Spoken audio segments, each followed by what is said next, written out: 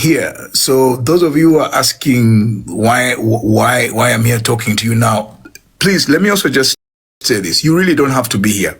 If you're not interested in what I have to say, just go. Don't bother typing silly comments that you think are, important or whatever. So let's now just get into the subject. So Albert, let me start with Anita. Anita, what are you and what do you do? What are you? I feel like that's one of the hardest questions to answer because people really don't know who they are or what they are. But my name is Anita Ray. That's my media name. My ID names, as people joke, is Hannah Gashao. But I have been in media for a long time, so I created a brand, Anita Ray, that I hope lives beyond my life. I'm a mother of two amazing children. I have a 16-year-old son and a 9-year-old son. I'm an author. First of all, I think I've written one book. I'm writing the other one. It's a biography about my life and my childhood. I'm also a mentor. I do a lot of mentorship. I am an activist for human rights. I believe people really should have rights in a lot of things. So I diversify in so many things. I love fighting for people's rights in different aspects. Okay. I am a digital media strategist by profession. Oh, wow. Like I teach digital media, I speak digital media, and specifically focus on child online protection. I'm very passionate about children and protecting them online. Other than that, I am an amazing woman of God. I am a happy person. I enjoy just so many things, but that's generally who I am. And I'm the founder of Zuku Katuli Commission. Okay. Albert, and you? Yes, thank you. I'm Albert Elwa. Okay. And I go by that name. I'm a clinical psychologist. I'm also an addiction professional and a recovery coach. A family man, a father of 4. And I also have a lived experience with addiction. I'm 17 years sober. I run 3 organizations. I beat you by 3 years. So wow. Hey, congratulations. 20. Clean. I'm on your bumper. Try harder. Sure. Yeah. Good. Yeah. So I run 3 mental health organizations focused on Recovery Uganda, which is basically into mental health treatment and prevention, advocacy, and then 4 Tranquil Homes and Break Free, which are rehabilitation centers. Yes, briefly, that is who I am basically. Okay. So I was talking to you. I was saying earlier on that the issue came up and everybody was asking for help. So leave bed. We always have a joke where people check their TikTok, Facebook, Instagram before they realize if they can walk or not. Maybe your legs stop working. You have no idea. And it's very hard to realize it's an addiction because we always say when you get, especially on TikTok, it's a loophole. You can watch videos till 5 a.m. These people know how to hook you. It's quite, it's very crazy that once you like, it suggests to you the things you like. So social media, gives you an illusion of a life that is not real. Because people confuse followers for real life followers. You assume like I have 300K followers. These people follow me in real life. No. So you have a self-exaggerated. They may not even be real people. They are bots sometimes. People don't know that. Yes. So you like Anita, you find me, I'll be telling you guys I have 100K followers on TikTok. But then guys, these people don't know you. They don't even care for you. You have self-exaggerated importance. So you walk around feeling very important because you have 100K likes. You walk around having expectations and you actually tell people, do you know who I am online? You're like, who are you? Surprise us. It creates a reality that we don't want to talk about, a deluded reality where people think things online are the real things happening. And so when you go to sleep at night and you realize, but honestly, I'm not rich. The car I took a picture with is not my picture, You're lying. And sometimes the saddest thing about social media, people get into debt, people get into illegal things to keep up a social media lifestyle. I mean, if last week I was seen in a bougie car, I cannot be broke. I cannot be on a border this week. If I was in a But last week, there is no way I'm taking a border this week. So let me take a small loan, get on a border. We really strive so hard to impress people who are not real online. So we are trying to live a life that isn't real. We are using a standard that is completely plastic and unreal. It's true, that's the problem. And you find, I was telling someone the other day, I pray that you understand that nobody posts their failures. It's very hard for anyone to post their failures. Different social medias, different standards. Instagram is a place for, it's a place for just amazing pictures.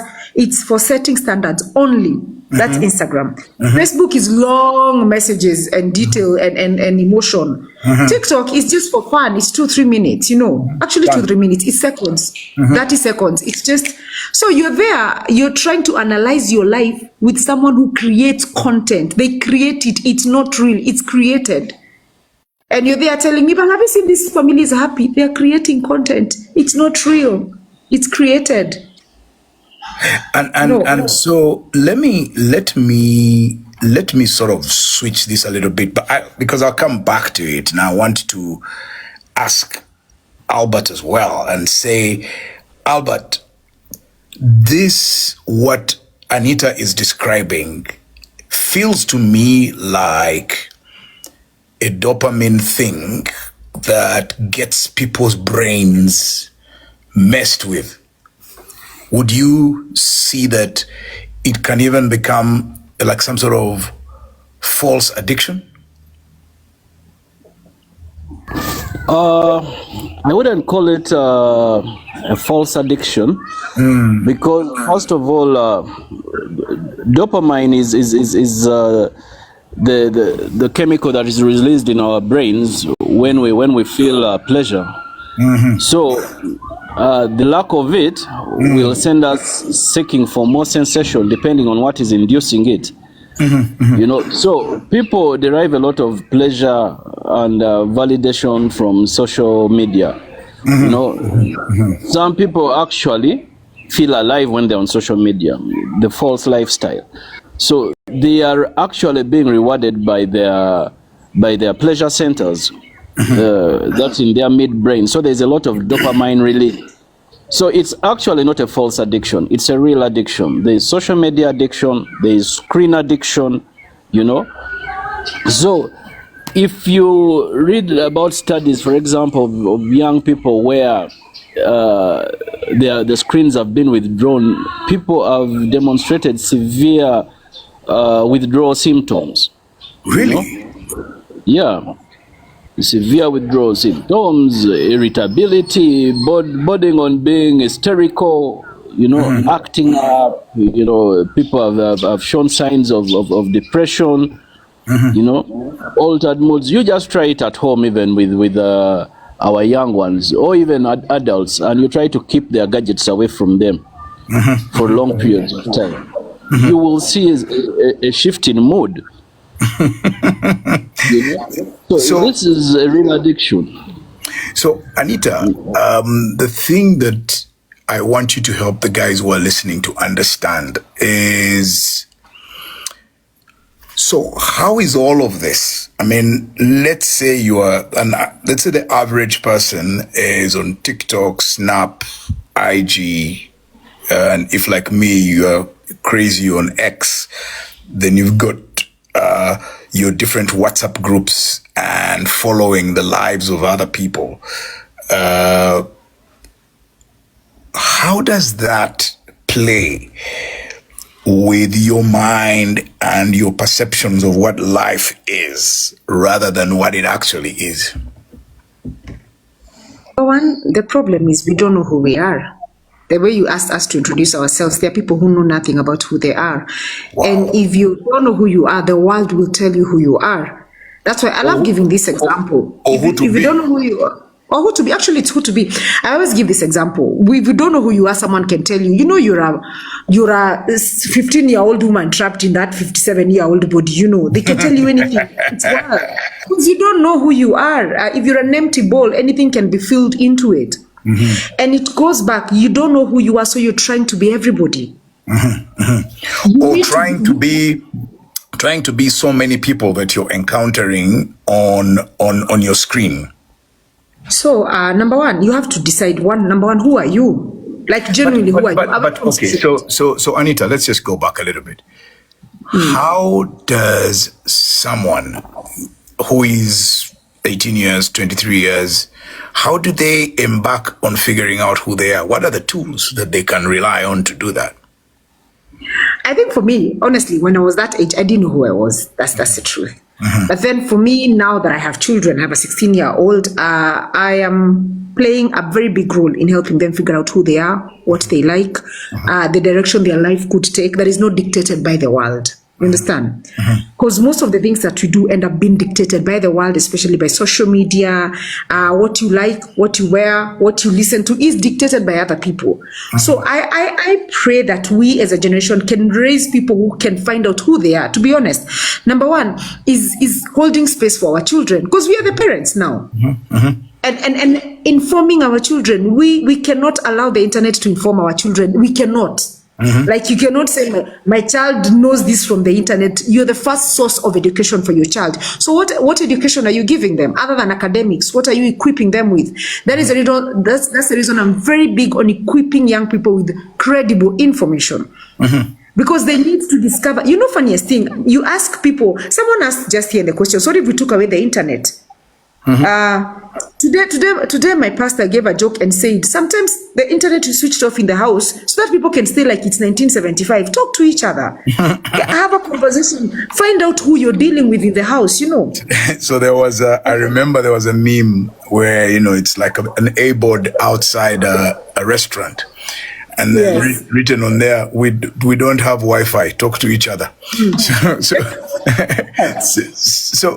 So I go back to Albert and ask Albert, one of the things that people are pointing out is that while there is all of that that's influencing our thinking and the narrative going on in our minds that Anita has described, but there's just, in the real world, there's just no opportunity for people.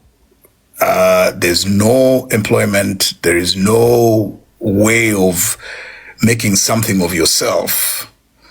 And so you are then forced to sort of go into the make-believe world and then discover that is the make-believe world you can't achieve because you don't have opportunity.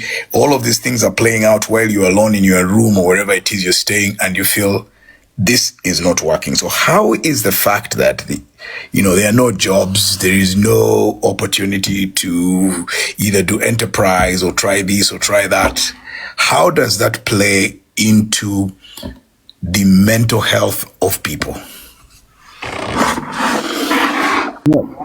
Thank you, Robert.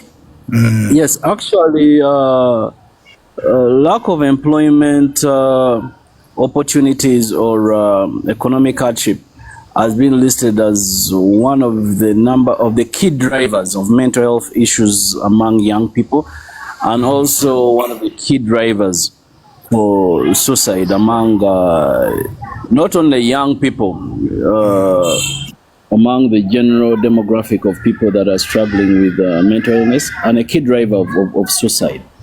So, unfortunately, for example, let's bring in the Ugandan context, where you find a majority of our population are under the age of 35. So many are going to university. They get out of university, there are no jobs. You're finding our young people pushing borders. This is a recipe for depression. I mean, you've been told from childhood that education is the key to success. You put in all this effort, you graduate, and then there is nowhere to turn to. You are seeing our graduates opening chapati stalls to sell Rolex and all that. So the issues to do with unemployment and economic issues are really key drivers of mental health issues. And now when you find that so many of them get frustrated and turn to substance abuse, start using drugs and alcohol, Now, first, Albert, first pause there. I will return because that's a big issue for me, and I want to come back to it a little later. So just pause right there and let me go back to Anita, because Anita, guys are dissatisfied. They're saying, please tell us how we get to know ourselves. How do we find out who we are? I guess people are asking you to describe a how-to steps. Like, for instance, what do you tell your children? How do they read? How can you help someone who's lost their way to come back to where they are? But also, how do people either learn themselves and just need to be brought back to who they are?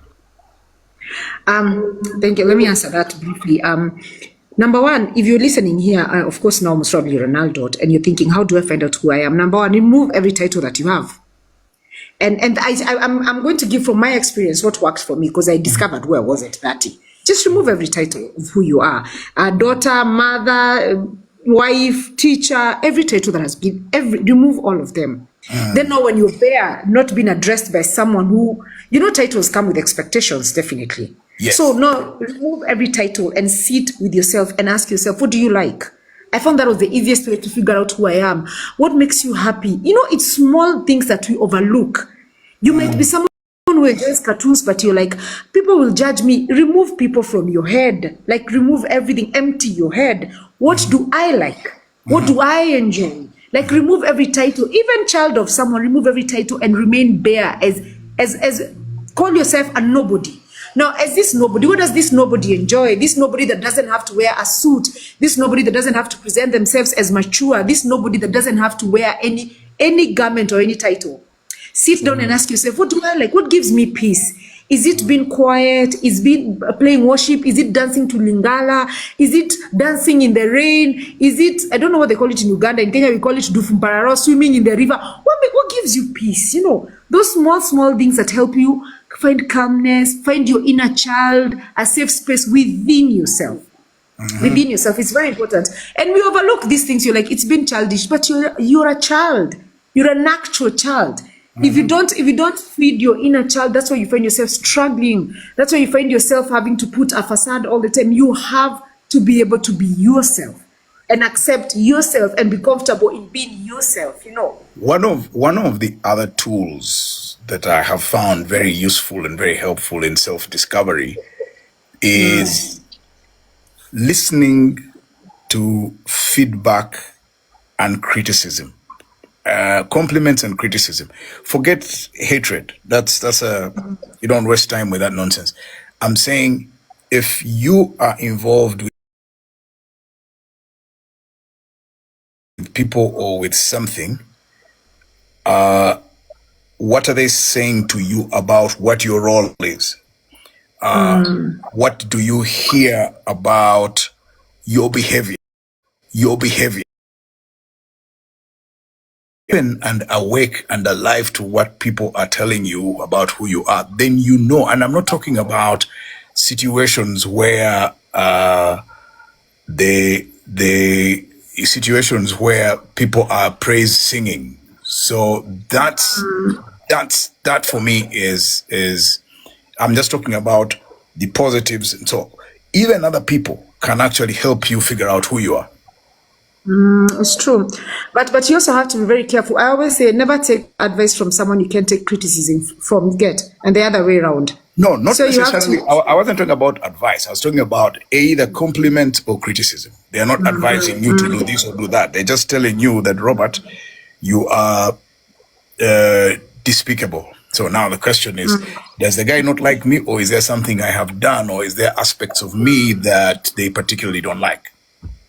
But I think even with all that, the bottom line is you have to look inside yourself. That's the most important thing, because let me tell you something, Robert. People don't sit by themselves, and that's creepy. I always tell people are afraid of themselves because you get to see yourself. So you're like, I don't like sitting by myself. I get weird ideas. Because you need to be able to sit with yourself. You have to like yourself enough to sit with yourself, And look in the mirror and not be scared of yourself. You're like, that bad thought came. It came from me, and I won't be angry at myself, and I won't judge myself.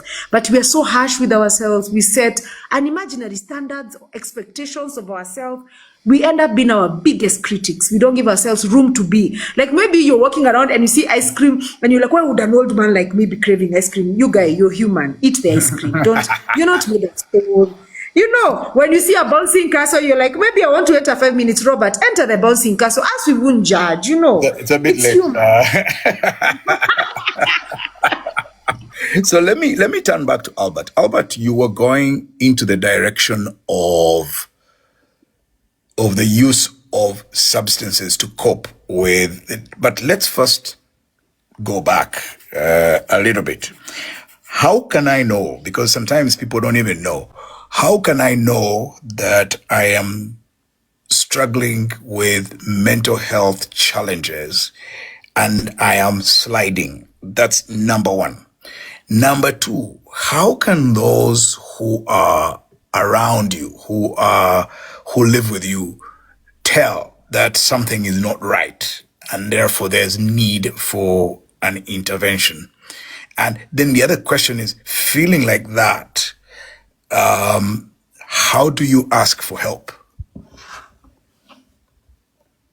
Okay, thank you, Robert. The first one is like you asked how someone can tell that they are struggling with mental illness. Now, of course, different mental illnesses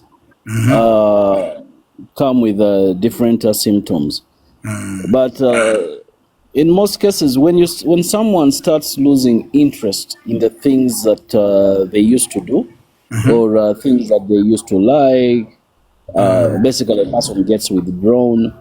If you're persistently sad, you're having feelings of hopelessness, helplessness, fatigue, just lack of sleep.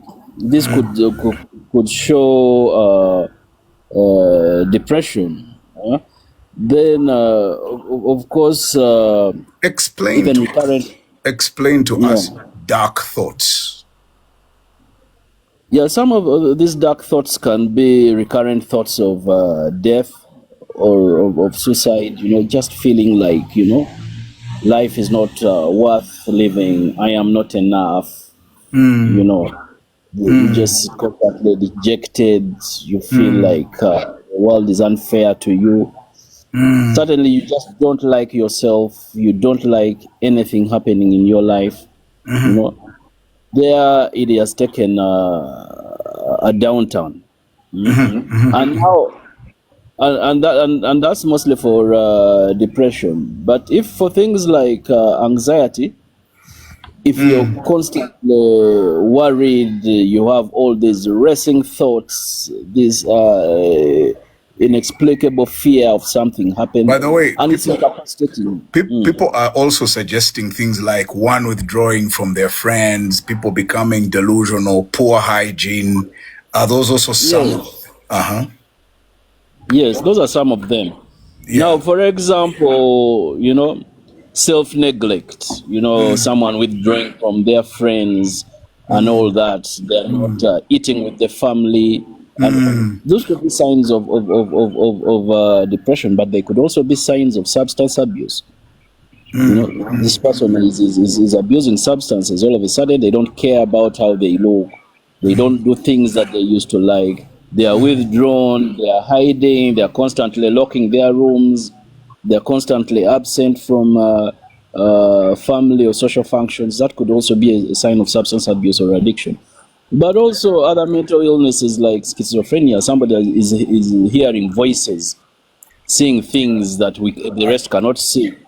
Agnes Atwin is reminding us staying in bed all day is also staying. Yeah, if it's one day, it could just be general fatigue. Somebody is, recovering, but somebody is in bed day in, day out. There is a problem.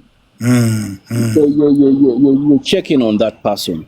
And so usually it is very important to at least, try and approach the person, find out what is happening to them, listen to them, even if what they are... Pardon? Go on. Yeah, even if what they are saying may not exactly make sense to you, Please listen to them, validate their thoughts. We are all are affected differently by different things. Now, for example, let's look at, let's say somebody having suicidal thoughts. Typically does not have, let's say, one symptom that the person has to be severely depressed and has to be withdrawn, you know. It could just be somebody, even changes in sleep or appetite, you know. All of a sudden, somebody is not resting, somebody doesn't want to eat, somebody is just giving away their possessions, you know, and saying goodbye, things like that. You know that there is a problem, you know. Somebody is having extreme mood swings, agitations. You may think he has just had a bad day, but that is a sign that someone is dealing with something. You're seeing this kind of rage that you do not normally see with this person. You know, they are becoming so reckless, and all of a sudden, just one day, somebody is overusing alcohol or drugs more than usual, and it's going on day in, day out. These are signs that someone may be thinking of harming themselves. So yeah, go on. Yeah, talk to this person, approach them, you know, in a respectful manner, share with them your observations, you know. And Okay, so I wanted to ask this question, and I'm asking it to both of you. And Anita, you go first, and then Albert can come in. How do you you know, these issues have a certain sensibility, and people now, let's say I am on this side and I am observing certain signs in society as it's constructed today, issues of sensitivity to privacy. You don't want someone to think you're interfering in their lives. Maxine, there you go, interfering in their lives, or, you know. So how do we get ourselves, into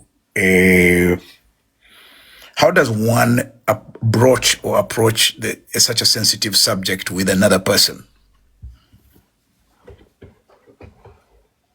that's okay. Albert, I start or Albert starts? Anita, you go first. Okay, sorry, Albert.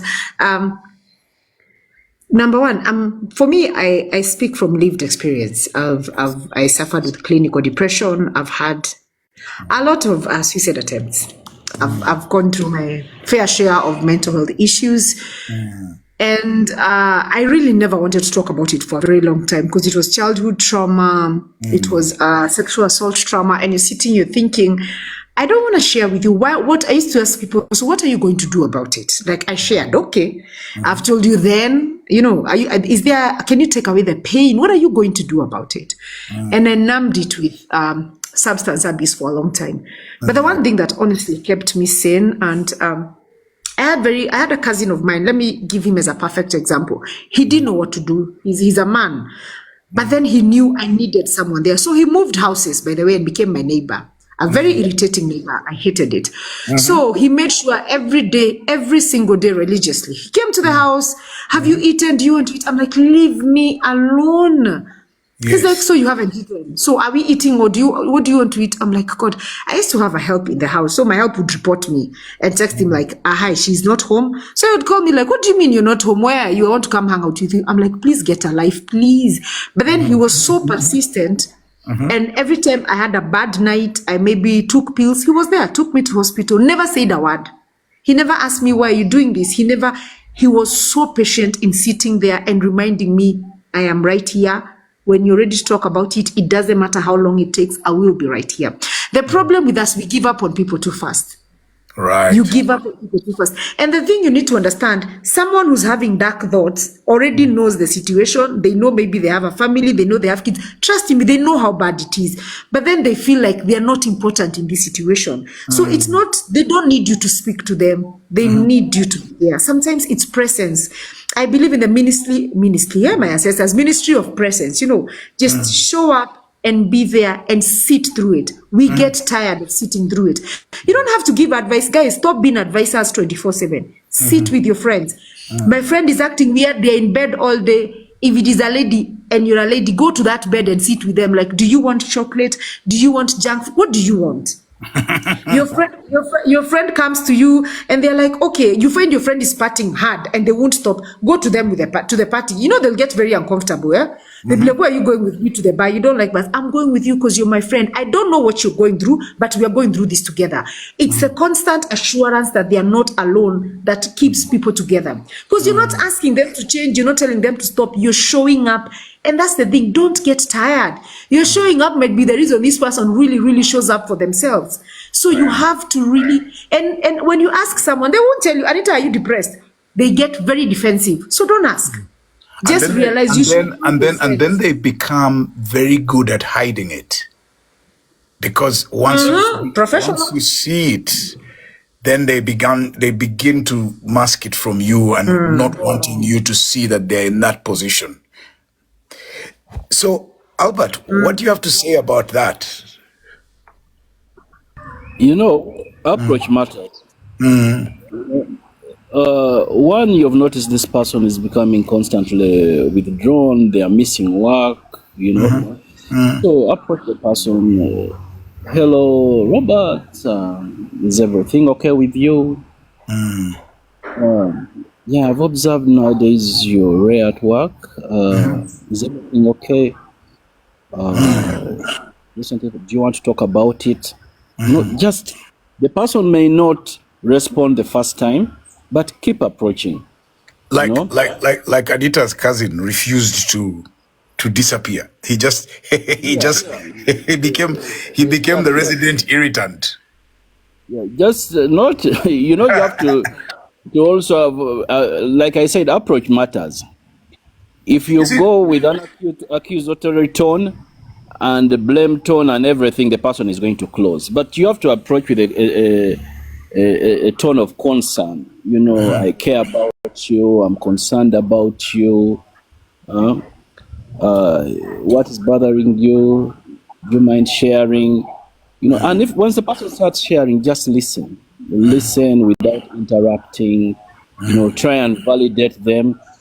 Even if they may be dealing with something you consider so small, please do not minimize it. Just validate them. Listen.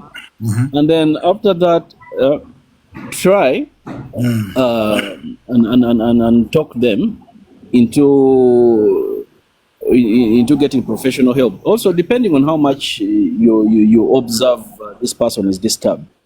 Sometimes we are disturbed by things that we could find solutions from others within our circles. Right. Once I share with Robert, he will share with me maybe an experience and give me a solution. But also listen and be able to gauge, you see this person is stuck, you cannot offer a solution, link the person to professional help. So, and on that note, I'm going to ask this question. So first of all, two things. And this is for Anita. One, Anita, how does one make connections with other people? Because some people just have no company. How do I go out and make connections and be part of a community? That's number one. For you, Anita. Number two, for you, Anita, again, is how do I ask for help? What are the ways I can overcome myself and ask for help? So Anita, that's yours. Now, this one goes to Albert, and Albert will answer first, then Anita, you'll conclude. And then after that, guys, I'm going to open up for you guys to come in and talk for yourselves, because we've been sort of setting the ground. And so you can go down there in the corner and click. I will invite you in. So let's hear from, Albert, what is the nature of help that exists, both professional and social? And then Anita can tell us how do we make connections and how do we ask for help. Yes, thank you, Robert. Yeah, there is help. There are a lot of, we have a lot of counselors around. We have a lot of psychologists around. We have a lot of private settings. There's Butabika around. All these Butabika and many private organizations. So, Albert, the related question. Treating these mental health conditions. Now, Go on. pardon? We're listening. I didn't hear I'm you. saying go on. Yeah. Yes.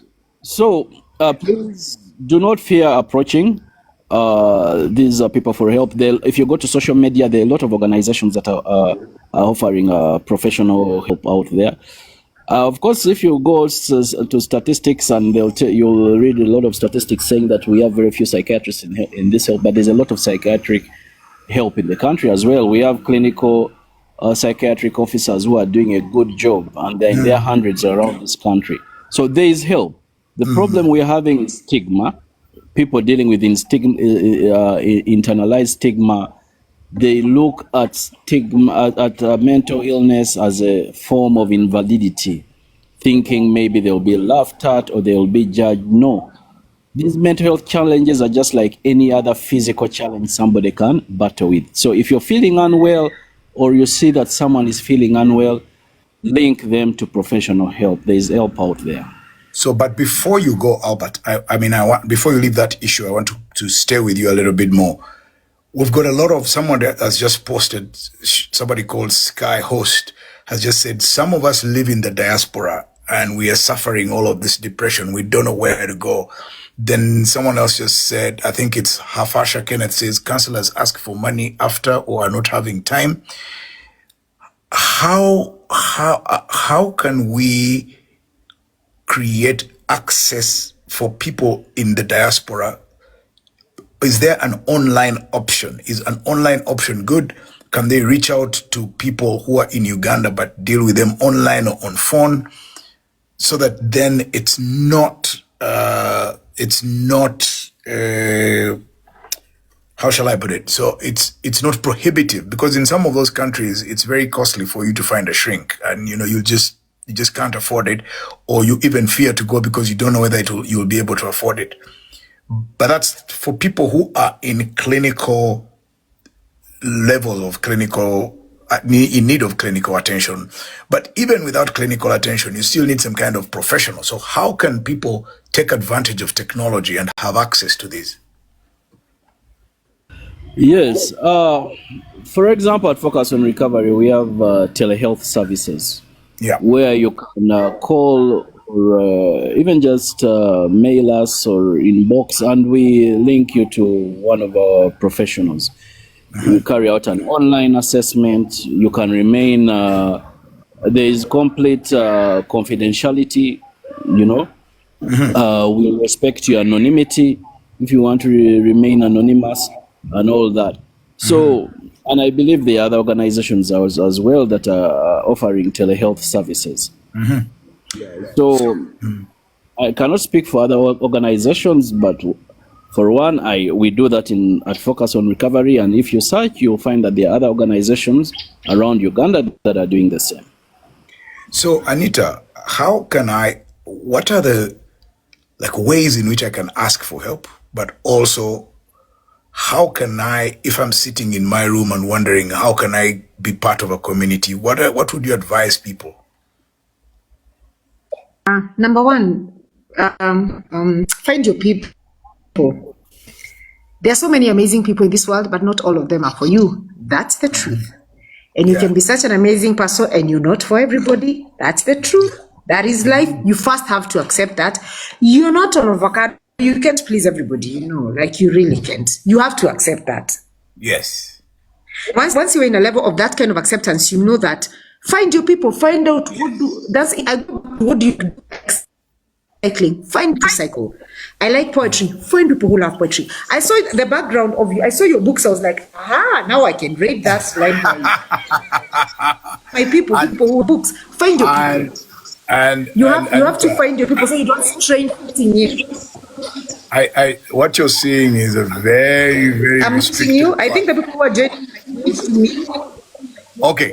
Can I we know I have was people going to meet say, first so that we can be able to? okay, Because let's see who is unmuted. I'll just, let's see. Ali.